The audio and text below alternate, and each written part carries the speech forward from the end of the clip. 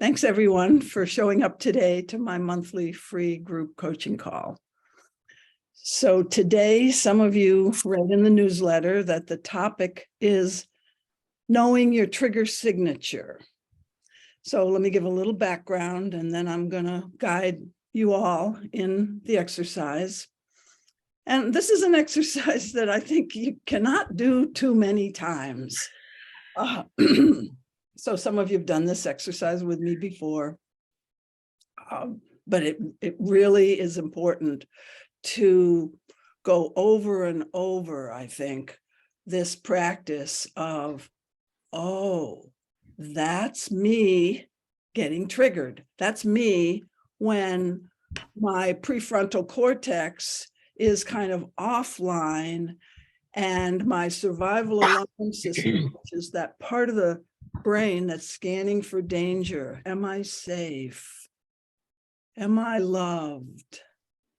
Is my voice being heard? That kind of emotional danger. Well, triggers, we could say triggers happen too when you're about to get hit by a car, but that's not the kind of reactivity that I'm talking about. I'm talking about the kind of trigger reactions that reveal a lot of information about parts of yourself that maybe need a little more love and attention and need some holding so that you can meet those unmet childhood needs, such as the need to feel safe, the need to feel like my voice matters. A lot of us have grown up with deficits in the area of basic emotional needs being met. Susan, I want to interrupt and make sure everyone's muted themselves because there's some background noises happening. Oh yeah, thank you. And I had thought I was going to do that, but I didn't. So thanks for bringing that in. I'm going to also look at participants and see if I can do that too. Okay, I think we're good. Yeah. And then later, please unmute yourself if you do want to make a comment or if you want to volunteer to work with me on this exercise. So trigger reactions are those automatic fight, flight, freeze type of activations that I think most of us are familiar with now.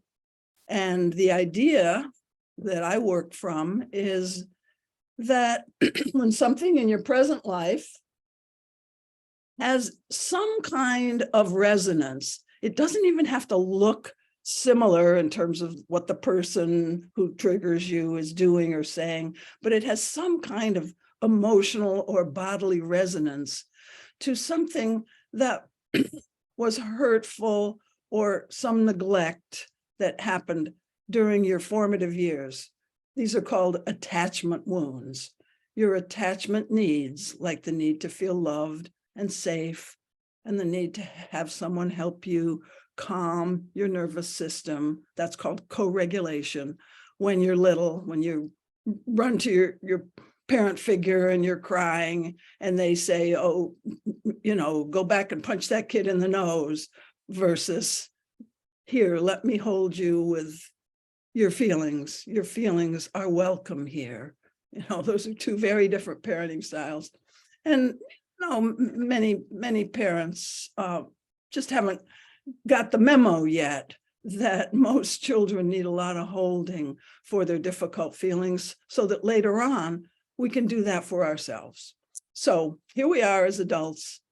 We got a whole lot of reparenting that we need to do for ourselves. And that's part of what this trigger signature exercise is designed to help you focus on. What kind of reparenting am I going to need? Probably over and over and over, at least during a good part of my adult life, so that I'm not dragging around that baggage, or that baggage isn't as heavy, the baggage of feeling like certain attachment needs, certain really vital needs were not met.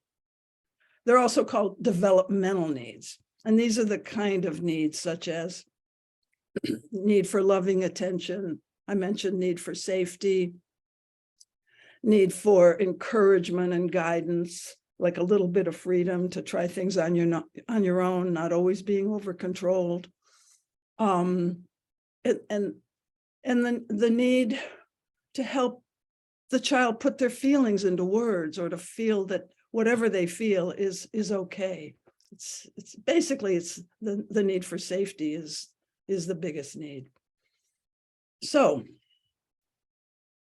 the trigger signature exercise is designed to get you used to the fact that, yeah, the same sort of thing triggers me, upsets me, has me want to move away, or has me agitated in high arousal, or even has me being frozen like a deer in the headlights, not knowing what to do.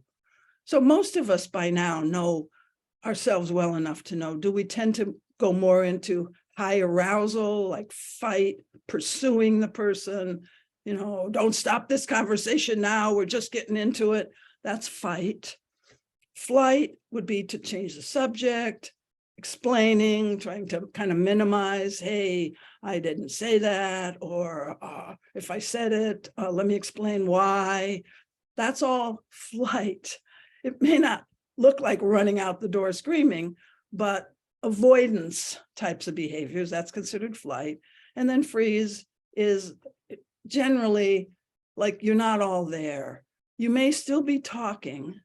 And I know for myself, I've had freeze responses where I'm not quite even aware. I know my feet are not quite on the ground, but I'm still kind of making sense.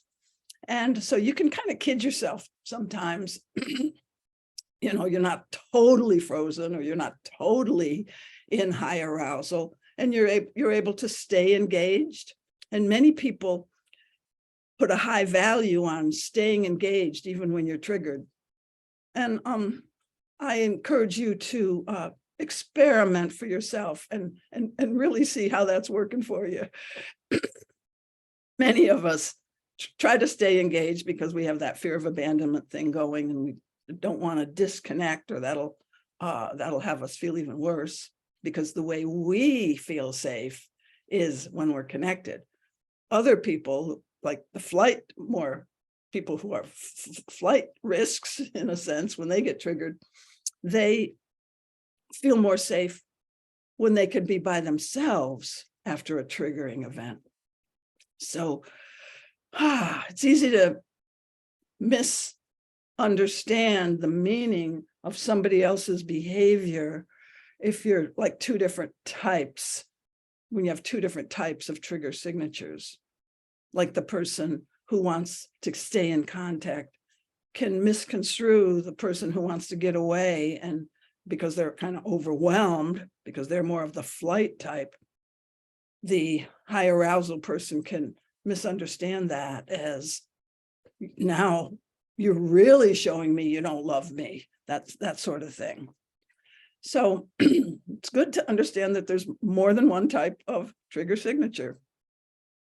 So here's the exercise, and we'll learn more about why this is something that's good to do when I'll put on the screen share now and get us all started here.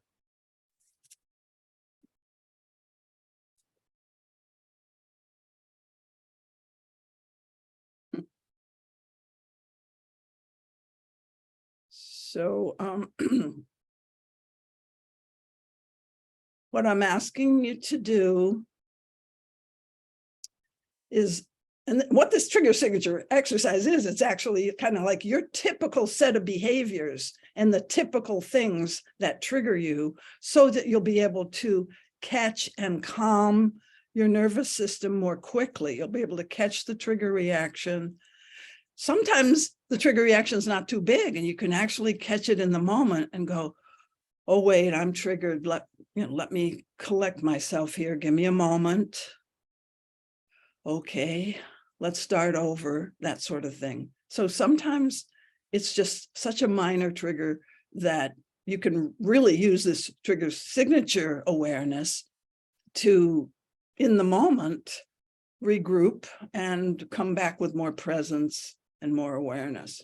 But usually when you're triggered, your attention is narrowed very, very, very severely.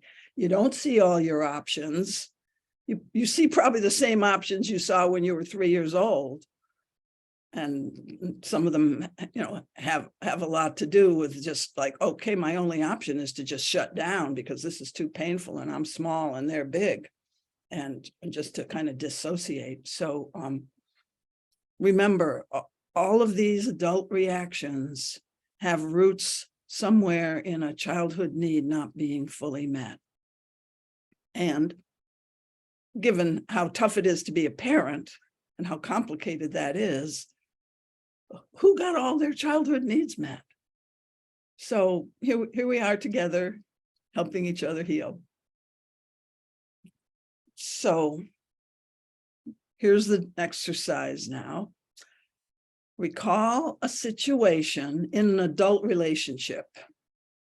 So just a peer type relationship where you got triggered. So this is not where there's a power differential. I mean, there may be a perceived power differential, but it's not like parent-child. So what was the situation? See if you can bring back the location. Who was there with you? Who said what? See if you can really take a moment now. You probably would want to close your eyes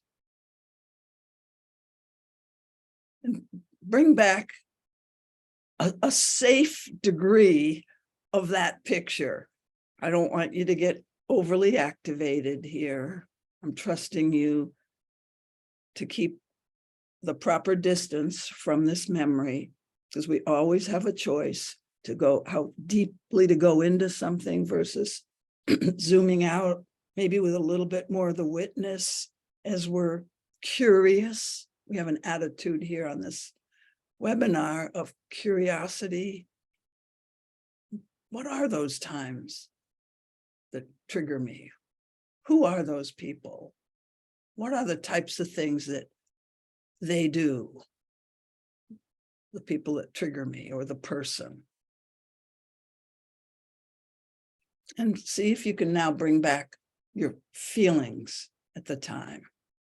You might want to jot down a note or two.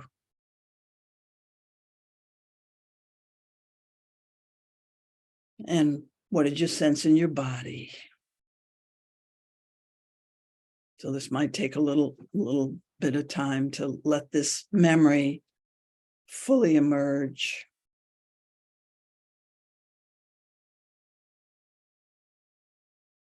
And of course, what were your thoughts? Like your stories.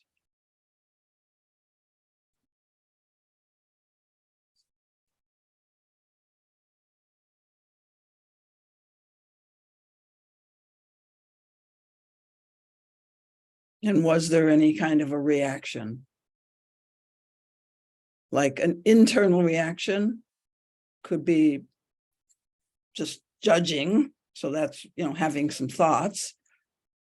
But was there a visible reaction, like walking out, raising your voice, repeating yourself? A lot of times if we find ourselves repeating ourselves, there's some kind of trigger in the space.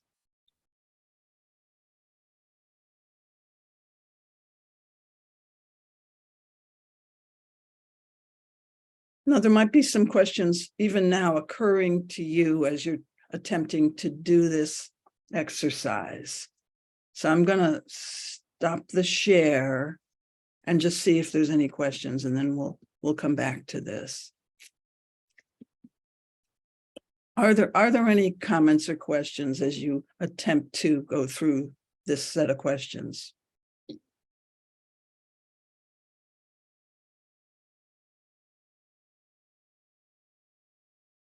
Okay, here's one more question for you, and there's a new screen share.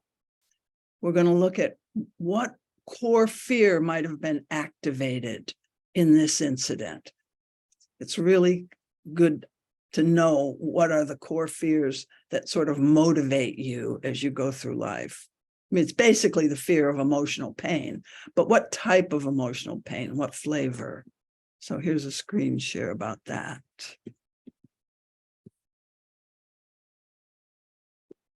There's more core fears than this, but this is my list. It sort of covers the basics. So so we still have this triggering incident in our mind. What core fear might have been activated? And this is sort of my list of the most common trigger roots. Fear of abandonment. So you'll be vigilant for cues that somebody's moving away from you. And when somebody does move away, even if they're just moving away for some other reason that's not personal to you, you might imagine that you're not loved or you're not valued. And if this is not you, try to be open to the fact that this is the story of so many people. So many of us carry that fear. And so we're watching for, are people attending to me, or are they attending somewhere else? Sometimes it's hard to admit these sensitivities, but it's time we do that. It's time we make the world safe for this kind of disclosure, this kind of awareness, because that's the way we can heal it. Okay, then there's fear of being controlled. So anytime anybody suggests that you do something or try this, or, hey, I have a good idea, I mean, they could be, very casual about their behavior, but somehow it feels to you like you're being pushed somewhere, or you're supposed to do something that you don't want to do. So that's the fear of being controlled. And a lot of times, if we dig deeper into that fear of being controlled, it's like this other person makes me, of course, it's not really, they don't make you, but makes me feel small, or you feel small or invisible or demeaned.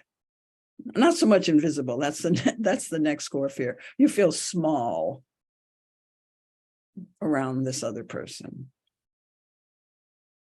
And then there's the fear of being invisible. This is a common one. My voice doesn't matter. There's no space for me here.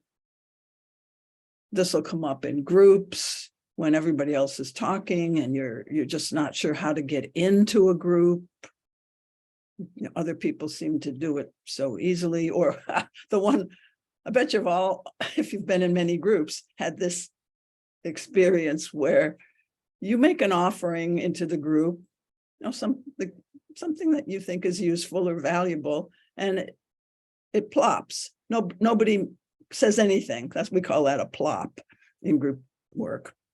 But then, like 2 minutes later, this other person makes the same point, and everybody's praising them and giving them attention. That could be triggering, slightly triggering. So I'm just assuming a lot of us have had that one. That's going to trigger that fear of being ignored, or, what am I, chopped liver, that type of thing. And then there's the fear of rejection, which is that, and the fear of abandonment are probably the two biggest fears that humans carry around. And rejection is just slightly different than abandonment. It's like if a person differentiates from you, they say no, or they say, gee, I see it a different way. Even that can trigger that fear of rejection. And if you have that fear, it really comes from this sense that you imagine that you're deficient, you're not enough, or somehow you're just always frustrated. There's always this gap between what you want and what you're getting.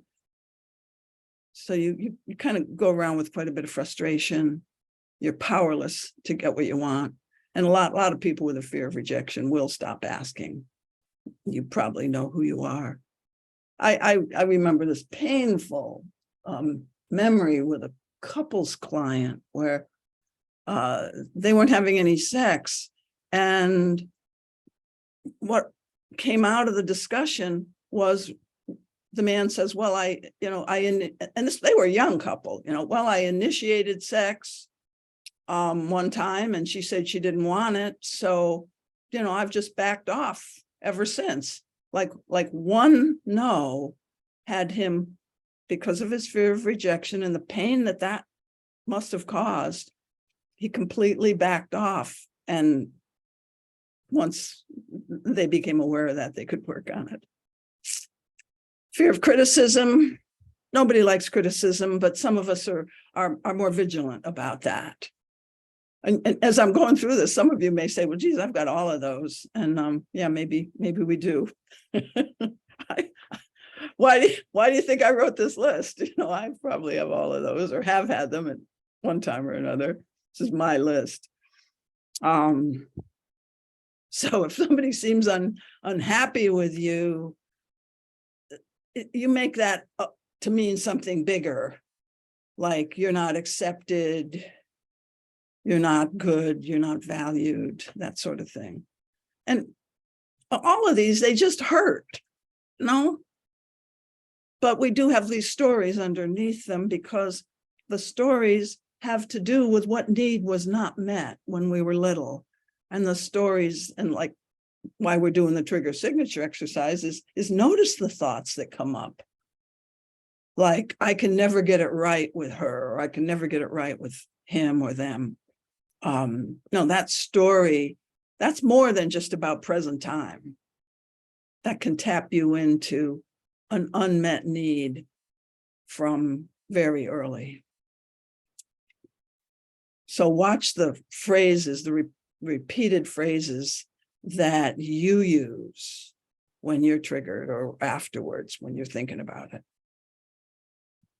And then there's fear of, I've just got a couple more here, fear of being inadequate, being a failure. So if somebody gives you negative feedback, you interpret this to mean that you're not good enough. It's like sometimes one bit of negative feedback to somebody, like in a group that I'm leading, that will have them make up a story that, okay, I don't get to do this. I'm not supposed to do this, because it's so painful to have that fear of being bad or wrong triggered, or being not enough.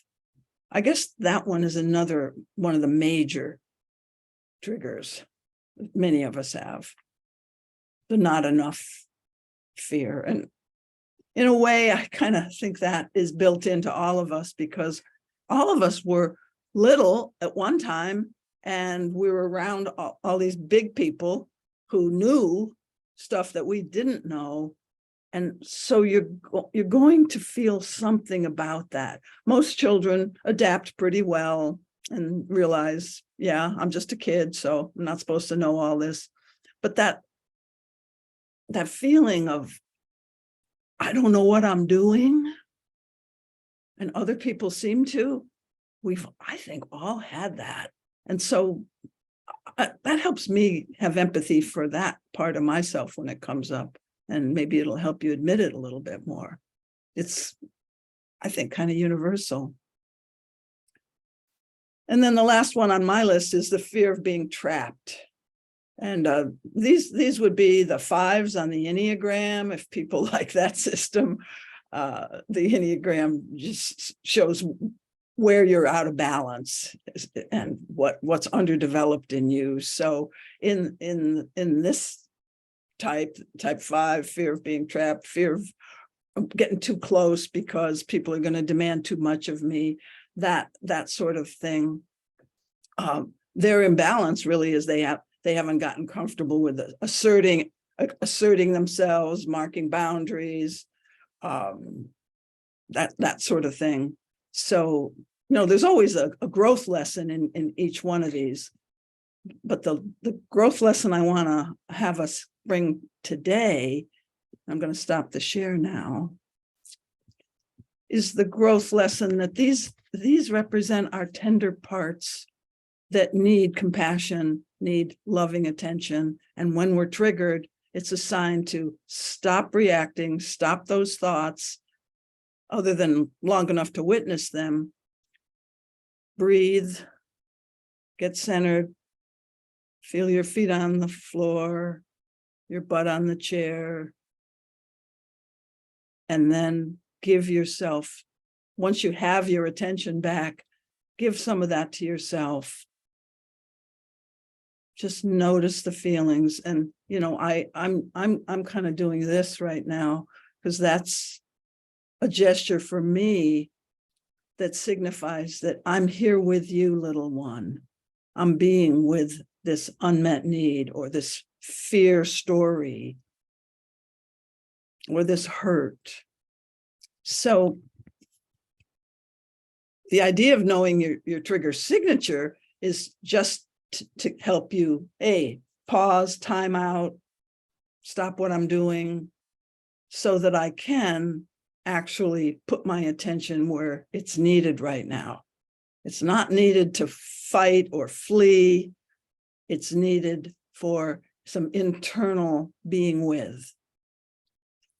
So that's other practices in the Triggered to Tranquil book that I've written. There's also the book for couples, 5-minute relationship repair. So there's practices like once you see you're triggered to really bring loving attention to that inner wounded child.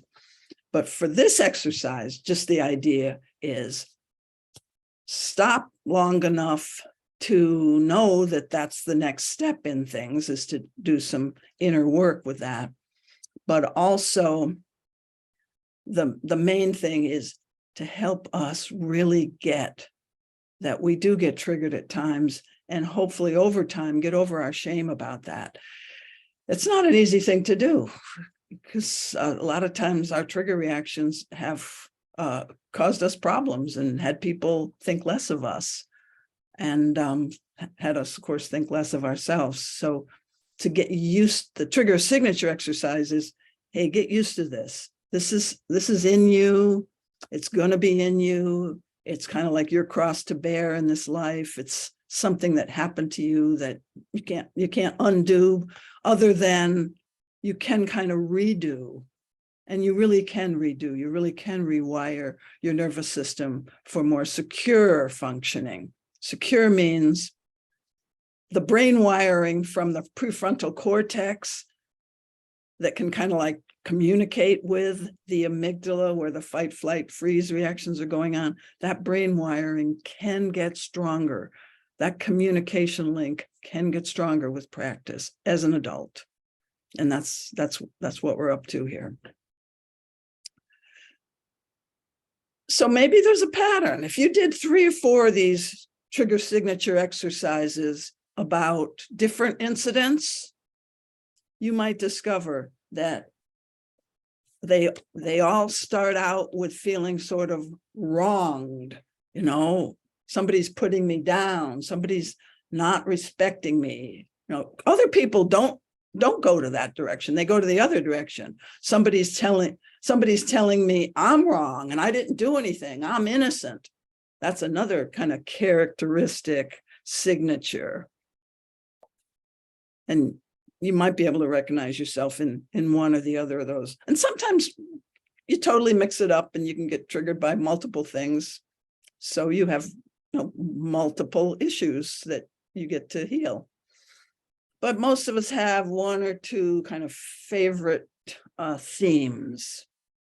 So I'm going to pause now. And as you reflect on that one exercise you did, the incident, what your thoughts, feelings, body sensations were, what was the tone of that? And is that kind of a familiar tone to you? And perhaps someone would just share something right now, if you're willing, just to kind of help us see ourselves by you sharing about yourself. Anybody After that Something. happened, Yeah. I I felt like I had been dropped, like dropped from a high Yeah. window. Yeah. And it was like the bottom dropped out of my stomach, the bottom dropped out of my heart. It was like, oh, this is the end. So it was just this very big letdown kind of Mm. feeling. Yeah. And like this will never work out. This relationship is Mhm. never gonna work out. So you've just shared two pieces of your trigger signature, that bodily sensation of dropped, and then the thought, this is never going to work out. And so, in some ways, the thought has a little bit of energy of control, I'll say. May I say that? It's like, and that's okay. It's just noticing, because anything that predicts the future and helps you get back on top of a situation that's really hurting, that's a kind of control mechanism in the personality, because the It's person, like saying, I will have a chance of running away from this soon. yes, I do have options. I'm not that out of control. And so really it's good that you're able to bring a kind of a support to yourself in that way. But also I want people to be very attuned to the mind's attempt to get back on top of a situation by saying, I'm out of here, that sort of thing. Thank you so much. Any other insights you have there, Elisheva? Um, yes, I wanted to mention something because it has to do, we have been practicing the pause. And the reason I did not ask for a pause was that we had been in a long meeting and we both had really low blood sugar and I had to go cook the breakfast. And so what I wish I had said, if I had to do it over, is we really need a pause and I'm gonna cook the breakfast during the pause. And then we will, then we'll have a chance when we're restored to health to be able to deal with this. That's great. That's really good. Thank you. Anybody else want to share anything that you noticed just in doing this exercise?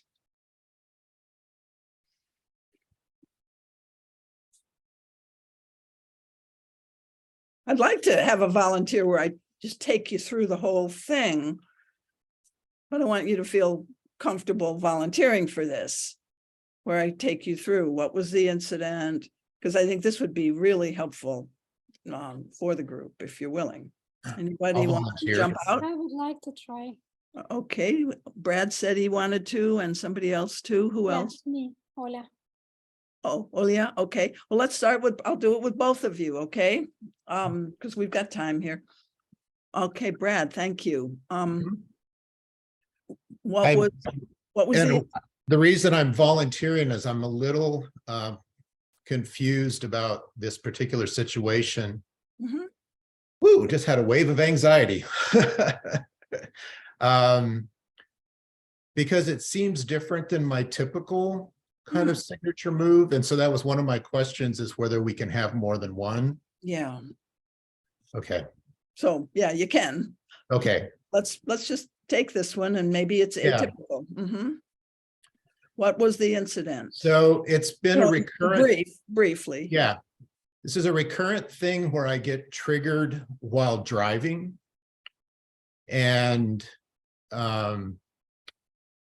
it usually involves someone, like the story I come to, they do something and they're slowing me down or they're not following the rules. And I get instantly angry.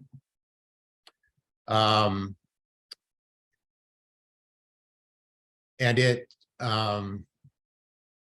just happened the other day. Somebody pulled into the lane in front of me and slowed down. And it usually immediately comes with a burst of profanity. And then I've done this enough that then I kind of catch it and I'm like, okay, this isn't such a big deal. Maybe they have a reason. And I kind of calm down. But it's recurring. And in the process of kind of going through this, I was having trouble coming to the fear. Yeah. Because my usual response is to withdraw. I'm more of a flight person. I'm not usually aggressive. So they're slowing me down was a powerful statement that I heard you say. Mhm. So as you think that thought and feel what's going on in your body as this is going on, there's something there, some need that you're not getting. I probably some of the witnesses could guess what that need is. I haven't got a guess yet. Let's Okay. you and I stick with it here, and before we get guesses from other people, what could be the fear? If there's the profanity and all that, but also they're slowing me down. What are you being I feel deprived impeded, of? Impeded. impeded, maybe Yeah. disrespected. Okay. Um, and it's often not logical. It's not like I'm actually not going to get to where I'm going. So Right. it's this instant. Yeah. I'm feeling like right now, most of the energy in my upper body, particularly the kind of the front of my body, is hot and not vibrating, but it's just energized. And I feel a little shut down in my mind, like I'm having trouble getting thoughts. Yeah. Well, when you say impeded and disrespected, so those are two signature words for you. Okay. And slowing me down is another signature phrase.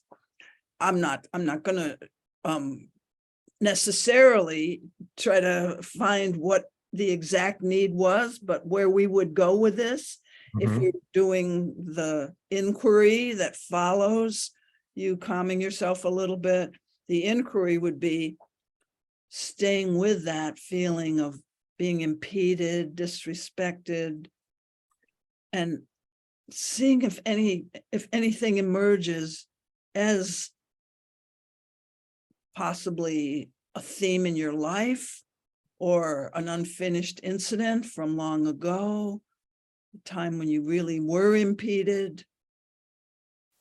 I know I have one client who was very ill during her ages like 3 and 4, and her whole body had to be wrapped. I'm not sure what her condition was, but her whole body had to be wrapped up and she couldn't like really move for a long time.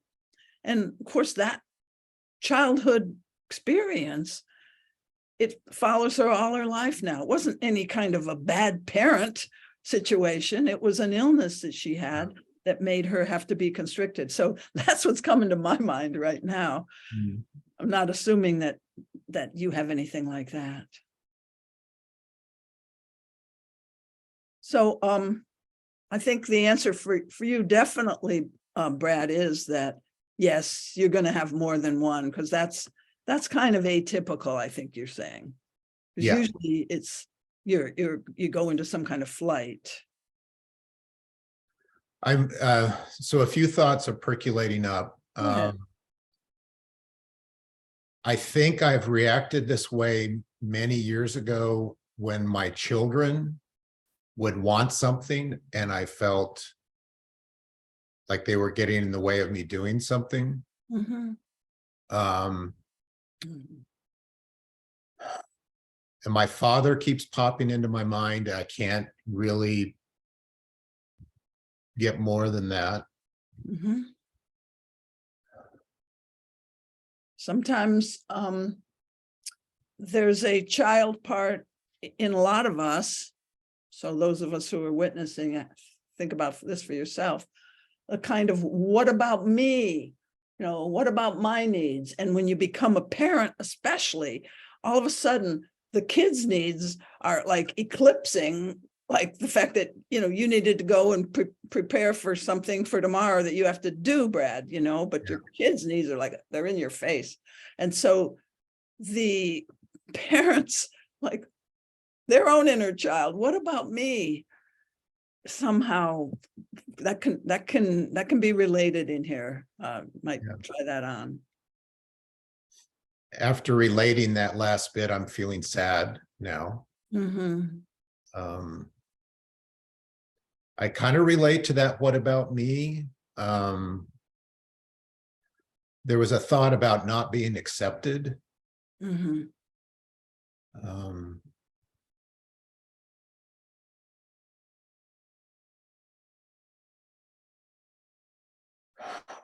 the sadness is getting stronger. Mm.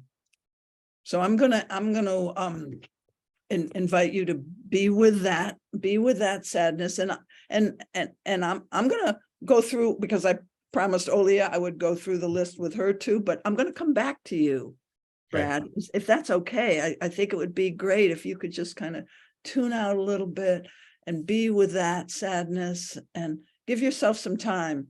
And this might not be enough time for you to really mind this, but there'll be other, the thing is, for all of us, if that one thing triggered you, there'll be other opportunities also for you to mind this feeling.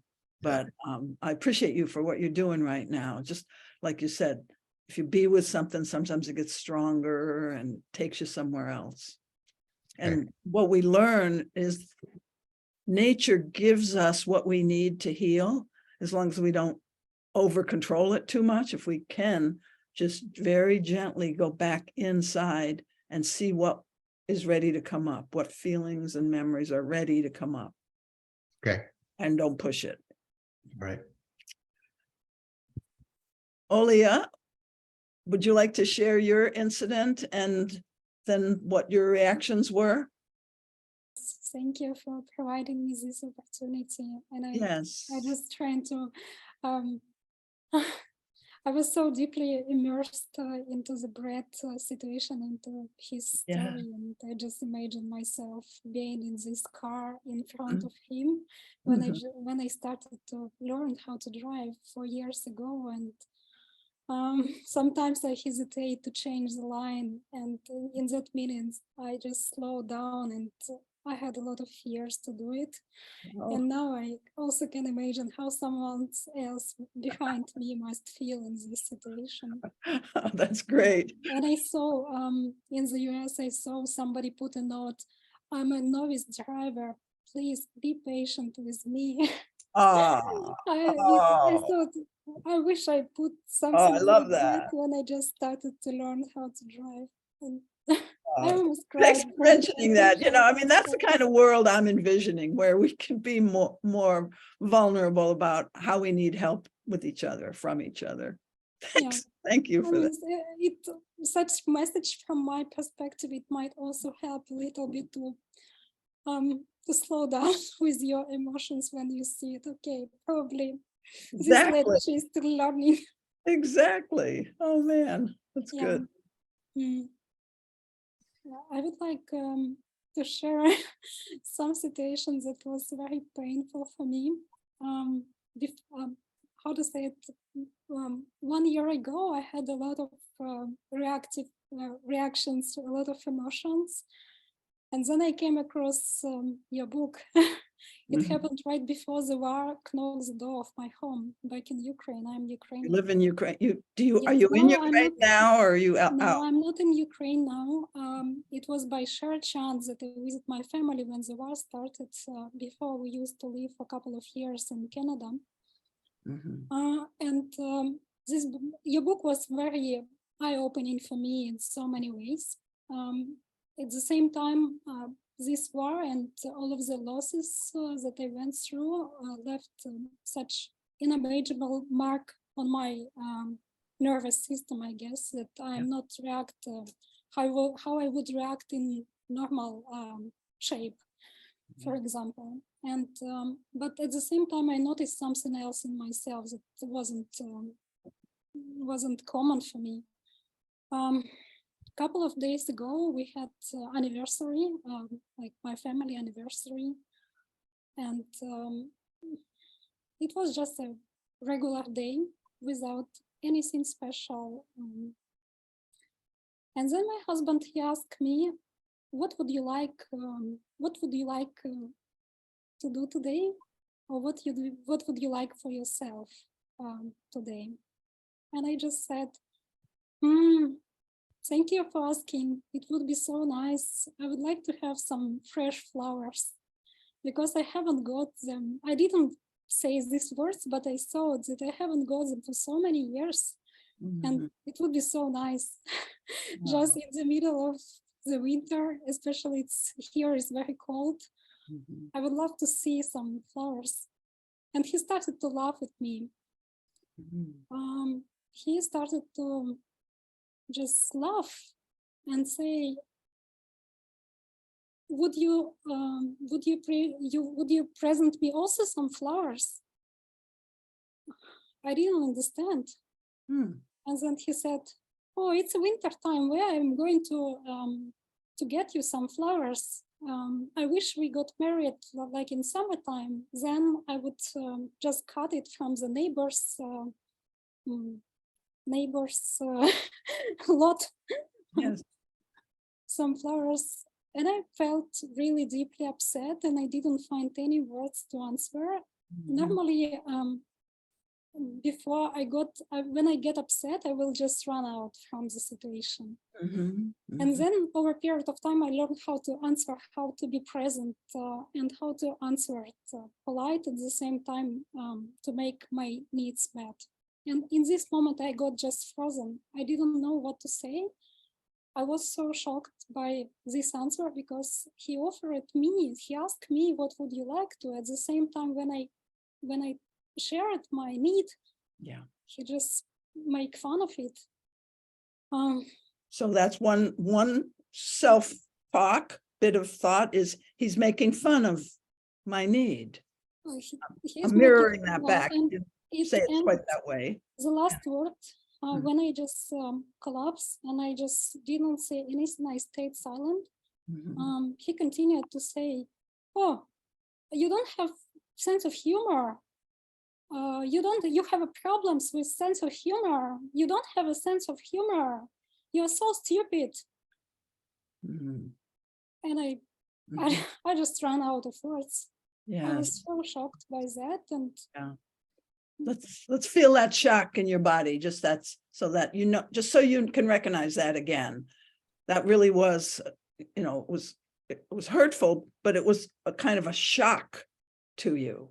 And so shocks like that, would that be part of your trigger signature? Yeah. Something like normally I would run somewhere. Then I learned how to stay present and how to instead of react, how to respond. But then with my very unstable nervous system these days, I just felt myself like I'm completely frozen in these moments. In so many situations, I just got like frozen, and I don't came up with any answer. Well, I want to mirror back. You said I tried to respond instead of react. I'm imagining that that's kind of a value for you. Is that correct? That you kind of think you should be able to respond in the moment instead of freezing? Is that a value or a should in your mind? Yes, I saw that if I'm interact with somebody and if this interaction is very valuable for me, I respect this interaction. I don't want to run away from this situation. I would like to also clarify that there is also my need, and it's very hurtful for me to hear that. What would you have liked to have been able to respond with?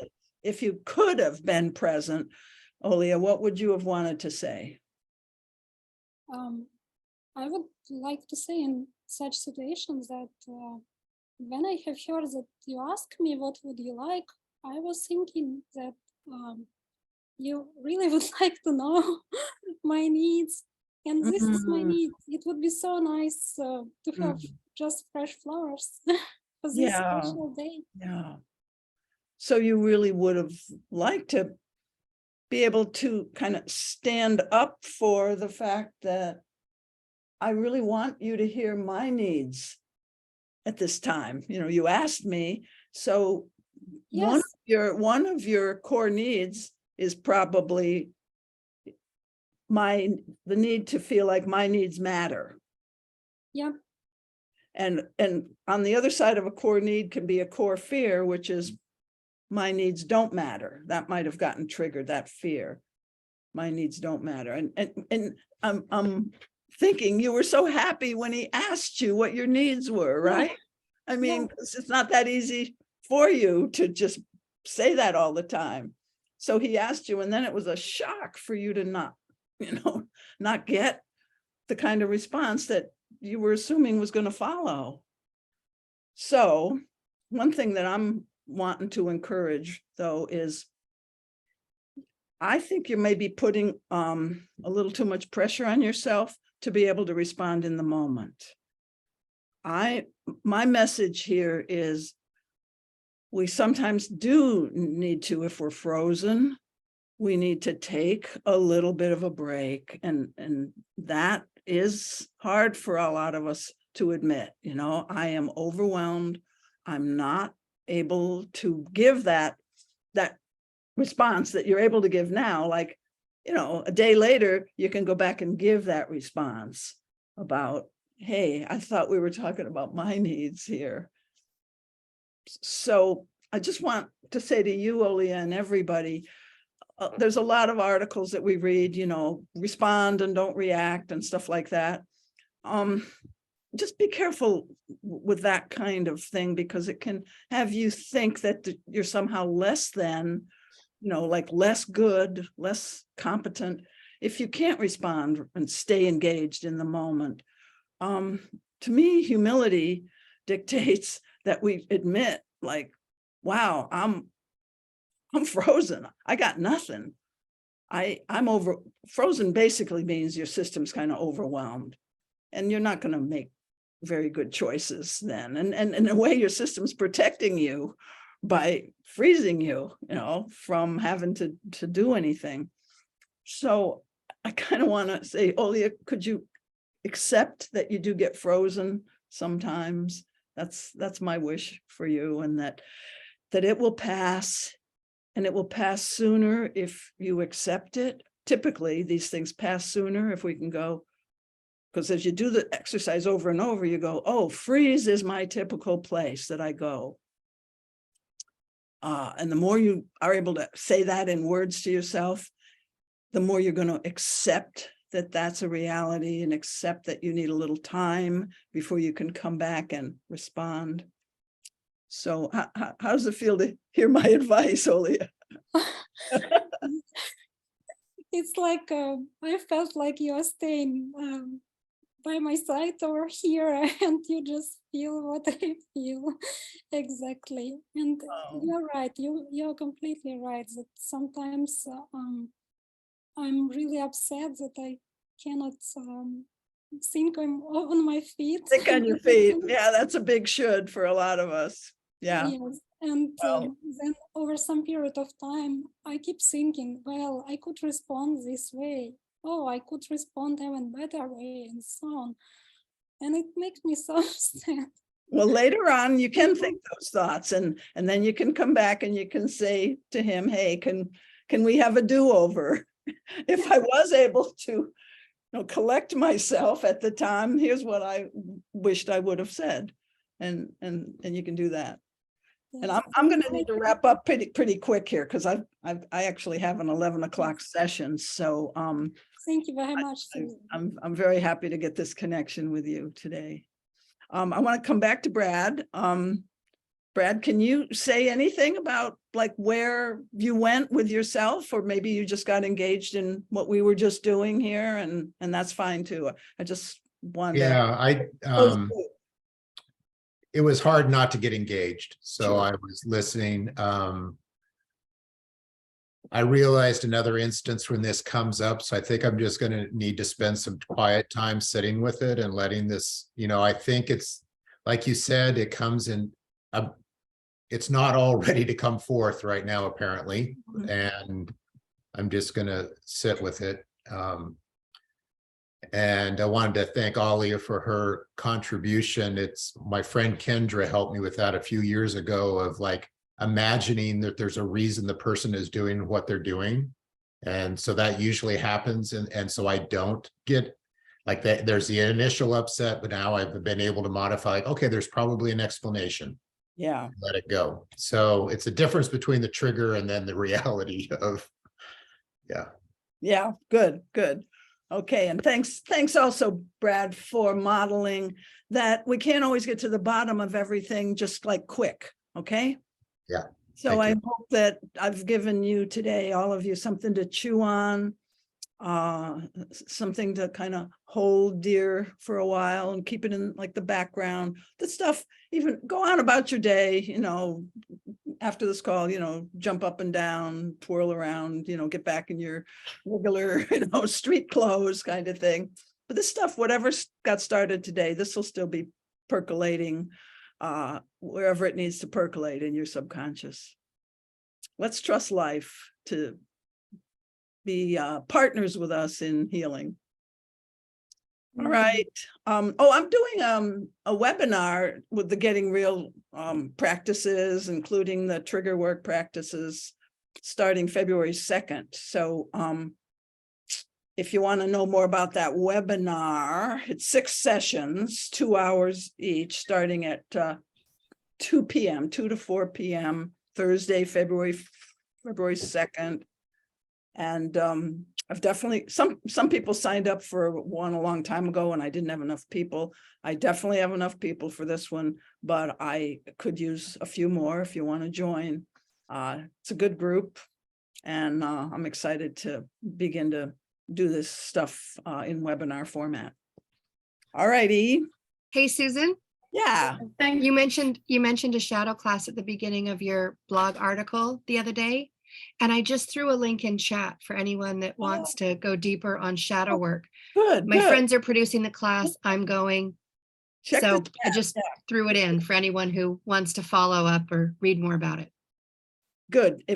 Do they have to get the link, do they have to be able to save the chat or anything? Yeah, even if you just click on it right now and read it later, if you click on it better before hurry you up and leave the click Zoom room. Because I got to free up Thank this you. Zoom room. Okay. Bye. Bye. Hi, Susan. Thanks. Okay. Bye.